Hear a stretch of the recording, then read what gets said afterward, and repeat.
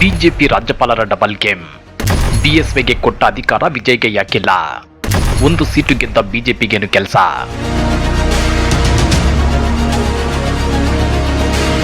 ತಮಿಳುನಾಡು ರಾಜ್ಯಪಾಲರ ನಡೆ ಇದೀಗ ದೇಶಾದ್ಯಂತ ವ್ಯಾಪಕ ಚರ್ಚೆಗೆ ಗುರಿಯಾಗಿದೆ. ಬಿಜೆಪಿಯ ರಾಜ್ಯಪಾಲರು ಡಬಲ್ ಗೇಮ್ ಮಾಡ್ತಿದ್ದಾರಾ ಅನ್ನೋ ಅನುಮಾನವನ್ನ ಹುಟ್ಟುಹಾಕ್ತಿದೆ. ಕರ್ನಾಟಕದಲ್ಲಿ ಬಿಎಸ್ ಯಡಿಯೂರಪ್ಪನವರಿಗೆ ಕೊಟ್ಟ ಅಧಿಕಾರ ತಮಿಳುನಾಡಿನಲ್ಲಿ ವಿಜಯ್ಗೆ ಯಾಕೆ ಕೊಡುತ್ತಿಲ್ಲ ಅನ್ನೋ ಚರ್ಚೆ ಜೋರಾಗಿದೆ. ಹಾಗಾದ್ರೆ ತಮಿಳುನಾಡಿನಲ್ಲಿ ಕೇವಲ ಒಂದು ಸೀಟು ಗೆದ್ದ ಬಿಜೆಪಿಗೇನು ಕೆಲಸ?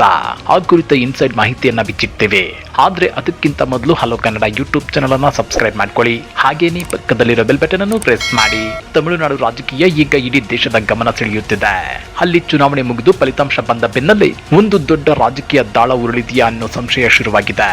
ಯಾಕಂದ್ರೆ ದಳಪತಿ ವಿಜಯ್ ನೇತೃತ್ವದ ಟಿವಿಕೆ ಪಕ್ಷ ಅತಿ ದೊಡ್ಡ ರಾಜಕೀಯ ಪಕ್ಷವಾಗಿ ಹೊರಹೊಮ್ಮಿದ್ರು ಸರ್ಕಾರ ರಚನೆಗೆ ರಾಜ್ಯಪಾಲರು ವಿಧಿಸುತ್ತಿರುವ ನಿಬಂಧನೆಗಳು ಈಗ ಚರ್ಚೆಗೆ ಕಾರಣವಾಗಿವೆ. ಕರ್ನಾಟಕದ ಉದಾಹರಣೆ ನೀಡುತ್ತಿರುವ ವಿಪಕ್ಷಗಳು ಬಿಜೆಪಿಯ ರಾಜ್ಯಪಾಲರ ನಡೆಯನ್ನ ಪ್ರಶ್ನೆ ಮಾಡ್ತಿವೆ.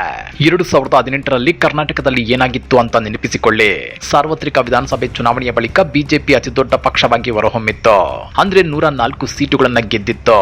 ಹೀಗಿದ್ರೂ ಬಹುಮತ ಇರಲಿಲ್ಲ. ಆಗ ರಾಜ್ಯಪಾಲರಾಗಿದ್ದ ವಜುಭಾಯಿ ವಾಲಾ ಅವರು ಬಹುಮತ ಇಲ್ಲದಿದ್ರು ಬಿಎಸ್ ಯಡಿಯೂರಪ್ಪನವರಿಗೆ ಸಿಎಂ ಆಗಿ ಪ್ರಮಾಣ ವಚನ ಸ್ವೀಕರಿಸಲು ಅವಕಾಶ ಕೊಟ್ಟಿದ್ರು. ಆನಂತರ ಯಡಿಯೂರಪ್ಪ ವಿಧಾನಸಭೆಯಲ್ಲಿ ಬಹುಮತ ಸಾಬೀತು ಮಾಡೋಕ್ಕಾಗದೆ ಕಣ್ಣೀರು ಹಾಕಿ ತಮ್ಮ ಸಿಎಂ ಹುದ್ದೆಗೆ ರಾಜೀನಾಮೆಯನ್ನು ಕೊಟ್ಟಿದ್ರು. ಅಂದ್ರೆ ಬಹುಮತ ಇದೆಯೋ ಇಲ್ವೋ ಅದನ್ನ ವಿಧಾನಸಭೆಯಲ್ಲಿ ಸಾಬೀತುಪಡಿಸಬೇಕು. ಹೀಗಾಗಿ ಅತಿ ದೊಡ್ಡ ಪಕ್ಷಕ್ಕೆ ಮೊದಲು ಅವಕಾಶ ಅನ್ನೋದು ಅವತ್ತಿನ ಸಮರ್ಥನೆಯಾಗಿತ್ತು. ಆದ್ರೆ ಇವತ್ತು ತಮಿಳುನಾಡಿನಲ್ಲಿ ಕತೆ ಉಲ್ಟಾ ಆಗಿದೆ.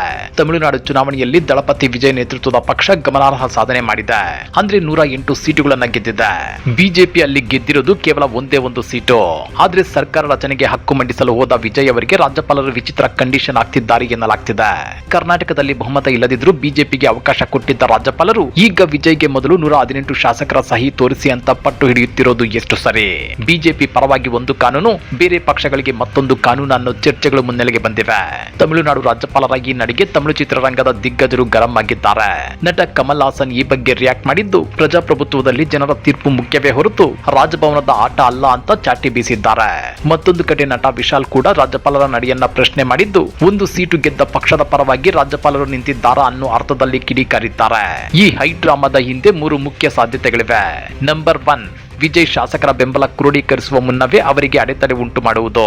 ನಂಬರ್ 2, ದಕ್ಷಿಣ ಭಾರತದಲ್ಲಿ ಪ್ರಾದೇಶಿಕ ಪಕ್ಷಗಳು ಬಲವಾಗುವುದನ್ನ ತಡೆಯಲು ಕೇಂದ್ರದ ರಿಮೋಟ್ ಕಂಟ್ರೋಲ್ ಕೆಲಸ ಮಾಡ್ತಿದ್ಯಾ. ನಂಬರ್ 3, ಕರ್ನಾಟಕದಲ್ಲಿ ಅತಿದೊಡ್ಡ ಪಕ್ಷಕ್ಕೆ ಅವಕಾಶ ನೀಡಿದ ಅದೇ ವ್ಯವಸ್ಥೆ ಇಲ್ಲಿ ವಿಜಯ್ ಅವರಿಗೆ ಯಾಕೆ ಅದೇ ನಿಯಮ ಅನ್ವಯಿಸುತ್ತಿಲ್ಲ?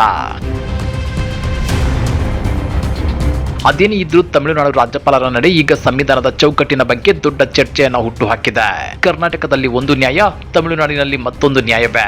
ರಾಜ್ಯಪಾಲರುಗಳು ಕೇಂದ್ರದ ಮೋದಿ ಸರ್ಕಾರದ ಕೈಗೊಂಬೆಗಳಂತೆ ವರ್ತಿಸುತ್ತಿದ್ದಾರಾ? ಕಮೆಂಟ್ ಮಾಡಿ, ವಿಡಿಯೋ ಲೈಕ್ ಮಾಡಿ, ಶೇರ್ ಮಾಡಿ. ಇಂಥ ಮತ್ತಷ್ಟು ರೋಚಕ ರಾಜಕೀಯ ಸುದ್ದಿಗಳನ್ನ ಮಿಸ್ ಮಾಡದೆ ನೋಡ್ಬೇಕು ಅಂದ್ರೆ ಹಲೋ ಕನ್ನಡ ಯೂಟ್ಯೂಬ್ ಚಾನಲ್ ಅನ್ನ ಸಬ್ಸ್ಕ್ರೈಬ್ ಮಾಡ್ಕೊಳ್ಳಿ.